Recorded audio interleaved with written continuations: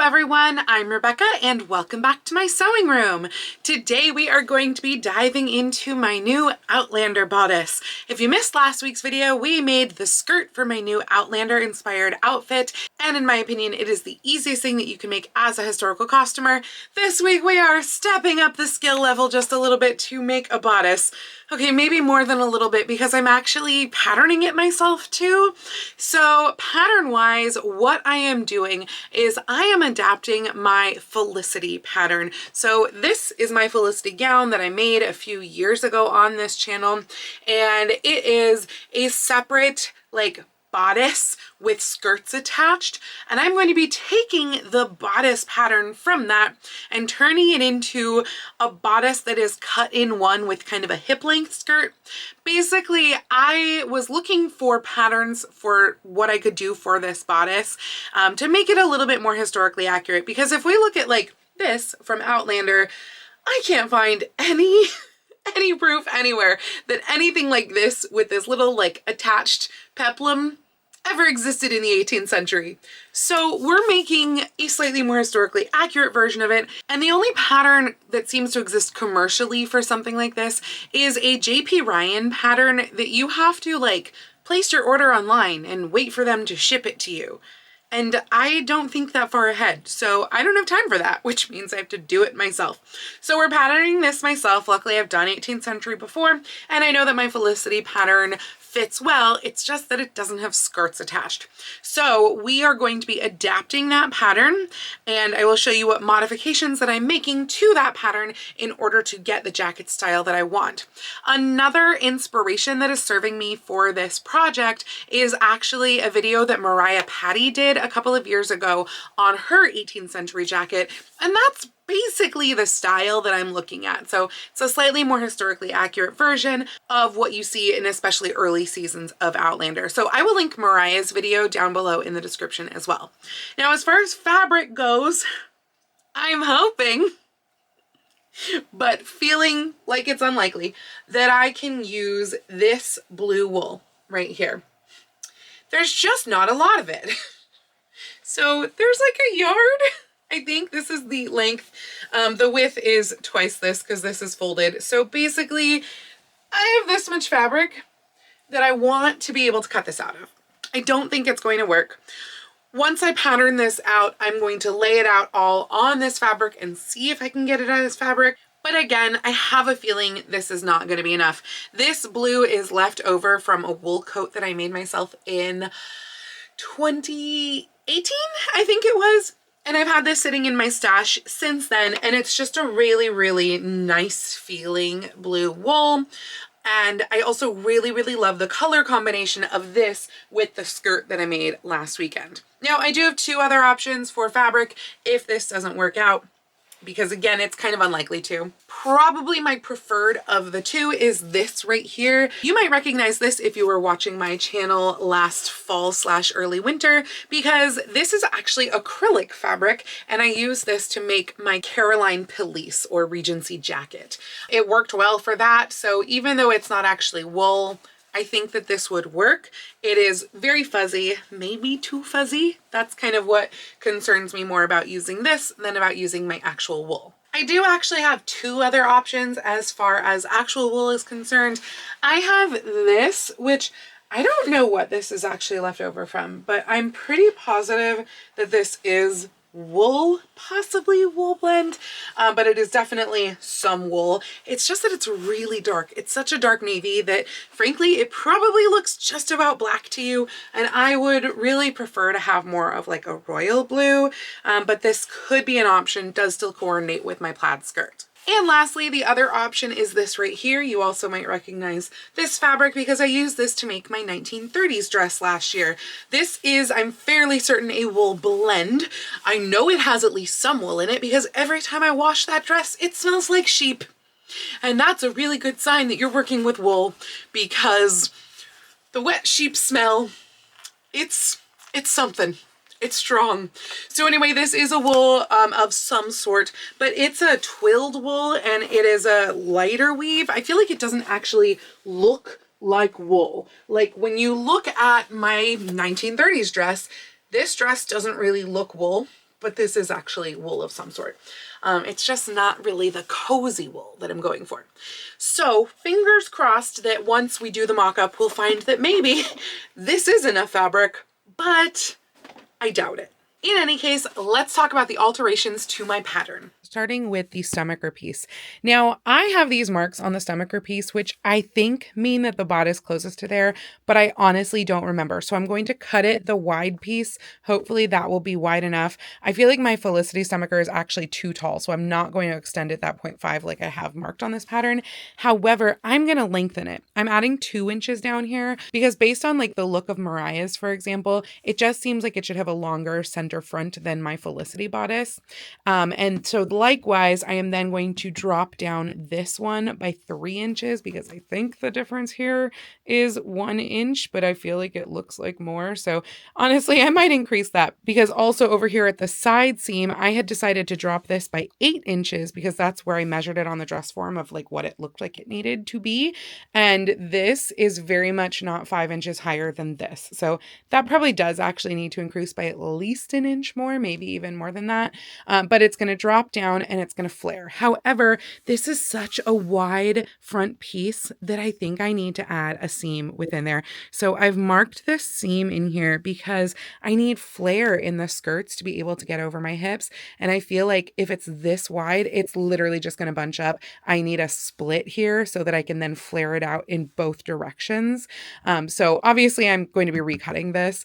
And then up here, I have also actually taken a deeper curve in on the arm's eye and on the neckline. This is based off of my chemise a la reine fitted bodice pattern because I based that off of this and I made those changes. And I just think that creates a nicer and more historically accurate line. So I'm going to narrow that out a little bit there. And then over here on the side, really the only change is that I have drawn in my waistline, which I marked this again for the chemise a la reine. And basically right here, this is the side back to center back seam. That is going to jut 90 degrees out to at least 2 inches. I think I might actually do 2.5 inches. Mariah did 2 on hers, but I'm bigger than her. So I think I need a little bit more for the pleat, but that's going to form a pleat by making a square right there. And then we're going to drop that down 9 inches. As we get farther to the back, it gets a little bit longer of a drop. Over here, we're just going to do 8 inches. And this one is going to go out at this angle as opposed to jutting straight out. So that's the side back change. And then the center back change. This is our center back side over here. This is the part that goes to the side. So down here, I'm dropping it 9.5 inches from the waistline, which is marked in right here. So not from the point down here because Felicity has a pointed bodice. So it's coming down 9.5 inches here and 9 inches there. But both of these are going to jut out to make pleats on either side there. The rest of this we're leaving as is because I think that was fine, but we definitely need a lot more flare in the hips. So I'm now going to recut all of these onto new pattern pieces, new mock-up really all the way around, and we're going to see how that works. I just realized part of the problem when I put these side by side, and that is that this really is the underarm, like where a seam would normally be on a modern bodice. And so this seam that already existed is a little bit farther back than that, which is why the top of the curve of the hip on my Felicity pattern is really here, not here. So it's here that needs to drop down 8 inches, not here, which is like a full inch shorter, because looking at this through line, which I think this is where this goes, but it could be there. I don't know. That makes more sense. It lines up, this line lines up with one of these two lines, but I don't know which because I didn't take good enough notes and markings on these pattern pieces. But I do need to drop this down probably 4 inches, but I need to compare it to the height over here, not the height here. So we are going to do more changes there. This is probably going to be the big question mark, especially because I'm dividing that up. Obviously, I will have to add seam allowance onto either side of that as well. But I do think that seam is needed in order to flare the hips correctly. So I think for a first mock-up, we are pretty close. There is some weirdness in the unevenness on the sides, which is unfortunate because frankly, I like this longer length better. But if I want it to be the longer length, I would have to recut a whole bunch of the lining pieces when I otherwise wouldn't actually have to recut these. Basically, although this is a thrifted IKEA bedsheet, I kind of cut it with the intention that this probably potentially would work as also the lining for this bodice, and I'd rather not waste a whole bunch more by having to recut when we're talking like a 1/2 inch difference of length. And so really I will just even this a little bit shorter so that it can become the same length as over here, which should have been about a 1/2 inch longer in that area, because the back is really the same length as the front. It's just this side that's a little bit too short. Oh well. Now I do think that we're coming too far to the center with this closure. I feel like it wants to be a little bit wider, which I also think will make it lay better, because right now we're risking getting a little bit of bunching up in here because it's coming too far forward. I'm so glad that I did that additional seam in here, because otherwise there is absolutely no way that it could have gotten over the hips. Frankly, I probably could have flared it out even more to make it even better, but alas, it's pretty darn close. So by opening this up a little bit, like this whole front, I do feel like maybe it winds up staying closer. I have to look and see again what Mariah did with hers, because I feel like her lines looked really nice in the front. I'm also probably going to take a look at the art for the JP Ryan pattern again, just to see what that kind of looks like and compare that to the versions of the non-historically accurate one that they had in Outlander. But again, we're pretty close, and I like the flare everywhere. You can see the back from here. I think that is fitting really nicely. I don't think this is going to fit on the wool, because although I think the bodice probably would fit on that wool piece, once we add the sleeves into it as well, I think that is going to be pushing it. I did already mock up the sleeve too. This is from the Scroop Amalia pattern, and it's what I used also for my Katrina Von Tassel, so I will be able to fit this into the Armscye now just to check that this works. I didn't cut out both of them, I only cut out one, but I'm pretty sure that with all of this together, it's not gonna fit on my wool. So I'm gonna make some adjustments to this front closure, and we'll see what we wind up with, but we are so close to a perfectly working bodice. Okay, I think I've got it. I shortened this, I think, yeah, like a full inch in the front. And I also realized that part of why it looked like it was sticking up so much or shorter so much is that it was sticking out. Also, it was just too big at this like side back seam. So I am going to take that in, I think, an inch by the time it gets down to the hem here, and it kind of tapered up to the waist. It was just too much of a flare over there. I did not yet fix it over on this side. I have only put a rough pin in over here. I also folded back the lines of the front by, in some cases, as little as about like 3/8 of an inch, I would say. And then in other areas like the front down here, it was actually just about a full inch. I do think I'm probably going to have to recut the stomacher wider at the bottom, because right now the overlap is like non-existent, and I haven't folded away the seam allowances of the stomacher yet. So that will probably have to be recut. I did just shorten the stomacher as a whole as well. I mean, partially I shortened the bodice so it just looked off, but also I like it where it's a little bit shorter than the skirts of the bodice. So I thought that that looked better bringing that up. I think I brought that up like 2 inches or something like that. I'm also going back and forth whether I want that to be rounded or pointed. Frankly, pointed seems to be the answer of what actually happened to bodices. Outlander has some of them that are rounded, so I have to decide. I can always make it rounded and then cut it more narrow to make it pointed, but I can't do the reverse, so I will probably start with it rounded.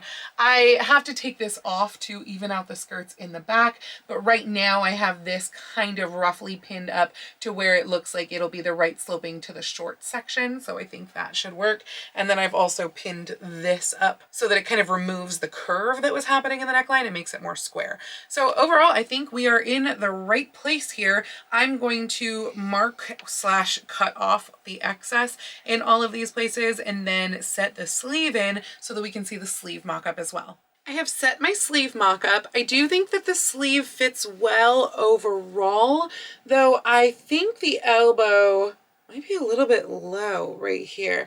Like it just feels like the bend isn't quite in the right place. So I have to look at that. Also, I put my pleats too close together. I wanted to only have 3 pleats. I wound up with 4 because it just seemed like I had too much fabric, but I don't really think there's enough fabric that I can like cut it away and make it smaller. I don't know. I might need to play around with that a little bit because it does seem like there is excess fabric back there.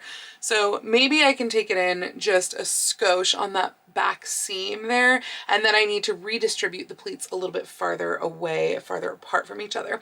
I did take in all of the things that I was going to take in here. I will show you that once I go ahead and pin the stomacher back in place. Also, I think this sleeve is too long. I want it to be more like that length, I think. So I'm going to cut off some of that and make it a little bit shorter, leaving the seam allowance, of course, down at the bottom, but I think that should be a little bit better. Okay, so I've done a bunch of changes. I took in the back of the sleeve, I shortened the sleeve, I also took in this lower portion of the sleeve here. Obviously, I've pinned the stomacher back into place. I think we're good everywhere. Oh, I also shortened the back a bunch. I think I actually took an inch off by the center back, but it kind of tapered out. I think we're at a good place now with that shortening. The one thing that you might notice is this, because I realized that the sleeve just kept pulling down the shoulder and the sleeve head is just not the right shape over here. So unfortunately I will have to recut this piece right here. I won't have to recut the bottom one since this is a 2-piece sleeve, and it's just the upper that has the issue. So I'm gonna have to extend the sleeve head in this front portion here by like quite a bit, honestly, because I really need a higher sleeve head to be able to have more range of motion and have it not pull the neckline off. I don't think I need to do that as a mock-up. Hopefully that's not a bad idea. Basically, I'm going to go around and I'm going to take measurements of how big is this gap plus seam allowance, and then add that much to that portion of the sleeve. The rest of the sleeve is fitting great. So yeah, once I figure that out, I will be able to now take all of this apart and cut it out also in the wool, cut the second set of sleeves as well, and we'll see if we can fit it on that blue wool that I really want to use, but I really don't think it's going to. Wah, wah. So as I figured, it does not fit on the nice wool that I wanted to use. And this is literally with one of the bodice pieces turned sideways. It still doesn't actually fit on the fabric. And also we're missing the sleeves. So it really doesn't fit. So it's time to choose what fabric. Oh, hi, Maisie. I guess she's going to help me choose what fabric to use. Aren't you, Maze? Yeah, she says no to this one. Okay, opinion time. I don't have enough of the blue wool that I was intending or hoping to use for my Outlander jacket, so I need your opinion on these other options. First, we have this, which is a navy blue wool. I was hoping not to go this dark, but I'm actually kind of leaning towards this. I think this is like a flanneled wool crepe. It's got a really interesting texture, but still kind of has a brushed feel. Second, we have this, which is also navy. This is like a regular flannel, very soft and fuzzy, but in person, not under light, it actually reads a lot more black than the other navy. I feel like in these photos, it reads basically exactly the same. Third option is this, which is acrylic. It's what I used for my Caroline Police last year. I'm kind of feeling like it is too purple of a blue, like it just doesn't really go with this skirt.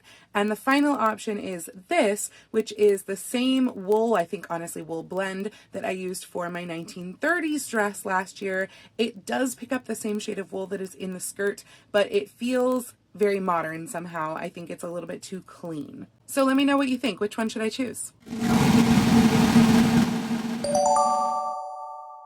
I have cut out all of my pieces in the navy wool. I did decide to go with the sort of like crepe, flanneled crepe navy wool. And so I've cut it all out and I have now flatlined it with the serger to what I had used as the mock-up, minus the one sleeve piece, which I recut. And don't worry, I did also at the same time cut out paper patterns of this. I can definitely see myself using this bodice again. I think that this is going to be really fun. And I think that purple wool that I thrifted recently, along with the purple tablecloth that I thrifted, I think that could actually make a fun purple outfit. So that might come later. Now I am am sewing everything together. I am not doing this in the like actual 18th century method, obviously. I mean, we're talking about serging here. And so what I'm going to do is I'm basically going to put a facing up the center front because I'm going to have a laced closed center front. And then around most of the rest of the edges, I am going to bind it with bias. So we'll get there once this is all put together. Let's go ahead and sew. The bodice pieces are now assembled. I do have some hand sewing to do in stitching down the pleats from the inside. And obviously I still have to attach the sleeves, but I want to work on the stomacher. So I'm going to be making the stomacher out of this sort of like periwinkle blue wool. I just think that it goes really nicely, and I'm trying to decide the structure within it. Because if we look at like this picture right here, we see that there is boning running all the way through Claire's stomacher, and actually same with this one right here. The other ones we can't get a close enough look, or it's like patterned fabric, so you can't really tell. So I'm trying to decide if I want boning to show all the way through this fabric. I kind of feel like I don't.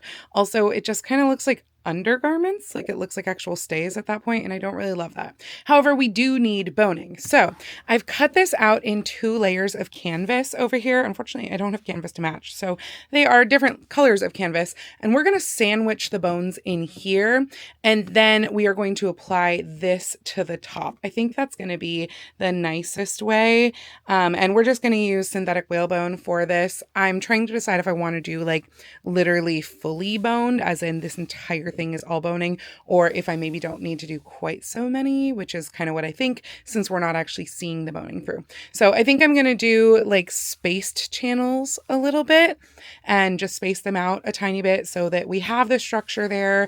It's going to stay nice and stiff over my stays, but because I'm wearing this over stays, it really doesn't need to be fully boned. I have created all of my boning channels on here. It does look like it's fully boned. It's not. It's just that a lot of the spaces are the same size as the bones. So basically they all come together down here, but then they kind of splay out as it goes up a little bit. I was trying to not put any bones in the edges because this is where it's going to underlap under the bodice edges. I kind of wound up with no boning over here. Hopefully that's okay because it curves out like this. So otherwise I would have to put like little short bones there. I think it's going to be okay without that. But basically now I have to cut the bones for this. I think insert all of the bones because I think there's no way that I can kind of do it without that. And then put it right sides together with this, turn that then right sides out, and then I will probably just whip stitch the top of it shut, kind of folding them in and whip stitching that. So yeah, that's what's next. So unfortunately, I did a lot of work today on something that I'm going to have to undo, and that is the boning in the stomacher. There is just too much of it. And so there's 2 things that are happening here. One is it's standing out away from my body, even though I like brought it down kind of as low as it can go, as in, I mean, you're gonna see my chemise and eventually my stays if it goes any lower. And also, when I put boning in, I tend to put it in the opposite direction that my body will want it to curve. That works great for a corset where it is like fully fitted to me all the way around. But what's happening here is this. It is poofing away from my body. Now, I know that that is something that I could season eventually. I could probably help that along with heat, but because of that and this in combination, it's not gonna work. It's too much boning. Unfortunately, I already did the hand sewing to seal this up, and of course I've triple stitched over the top of all of the boning channels up there as well, but I'm gonna have to undo that and take at least a bunch of the boning out. I don't know if I'm gonna take all of it. I will probably shorten all of it because I think that the boning will need to stop like by here-ish probably, because any higher than that it is going to be fighting a curve basically to come back above the bust. So I need to shorten all of the boning, so that's obnoxious because just cutting your boning to length, if you've done this before, you know that that's kind of the longest part of the process besides actually doing your channels. And then yeah, I'm going to take it out so it's not so close together, especially down in this area where it is very close. It was kind of widening up here like I showed you, but it's very close down here and it's just causing too many problems. I also had planned, and I think I still will need to, but I'm not positive it's gonna work. But I planned to put 2 boning channels along here so that I could do eyelets to lace the stomacher into place and basically just have it held against my body by the lacing. I don't know for certain if that's going to work out, and I'm still going back and forth between whether I want to do spiral lacing there or crisscross lacing. Spiral lacing is historically accurate, but we already know that this bodice isn't historically accurate, and you see both in Outlander, and personally I think that crisscross lacing looks more aesthetically pleasing, and also for something like this where you're gonna see it on the exterior, I then would have to figure out where to secure the ends of my lace when it's spiral, because that means you get like usually a little knot or something like that down here, which I suppose I could hide because this, you know, still dips down lower. But then also I'm gonna have a much longer lace up here that, like on my stays, gets tucked into my stays. I don't know if that's going to work quite as well on an exterior garment. So we'll have to see. I can't play with it because I have to decide before I do any of the eyelets what it's gonna be. But yeah, I'll have to make my decision before next week's video because we're out of time for this week's video.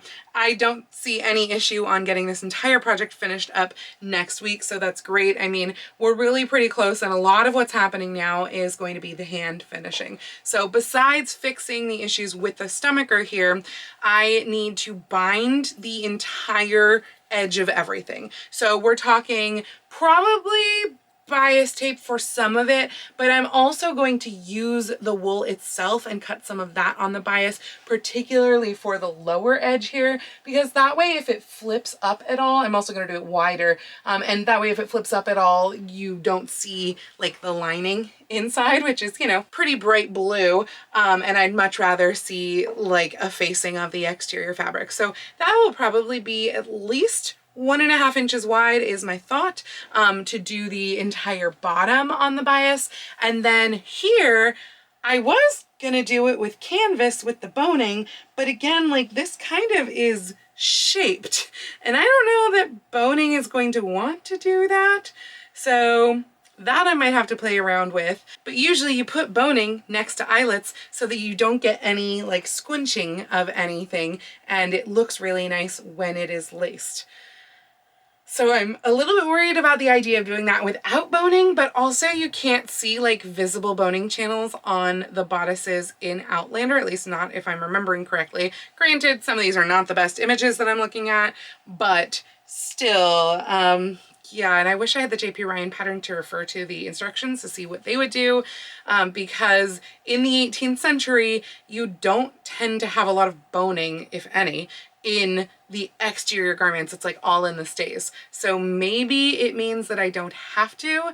I mean, the only reason that I put boning in this stomacher in the first place, because I don't normally bone my stomachers, is that this is a much longer stomacher than I normally make. So I feel like it needs at least some boning to actually keep it sitting this low, or else that's gonna squinch up. So there is gonna be still some boning remaining in here, just a lot less than what I put in today. And then I will have to figure out the boning here. This is just gonna get bound with bias. The reason that I'm using bias instead of wool in places like here and around the neckline is because I don't want it to be itchy.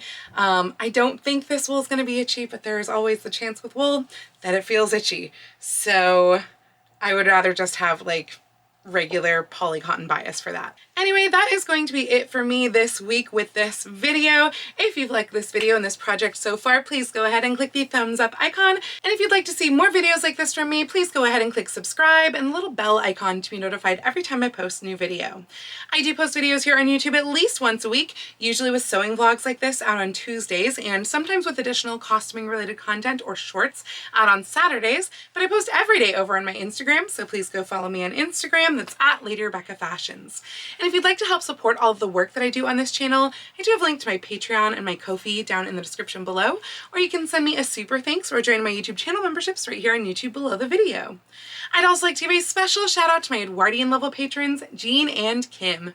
Thank you all so much for joining me today. I hope you all have a wonderful week, and I will see you very soon in my next video. Happy sewing!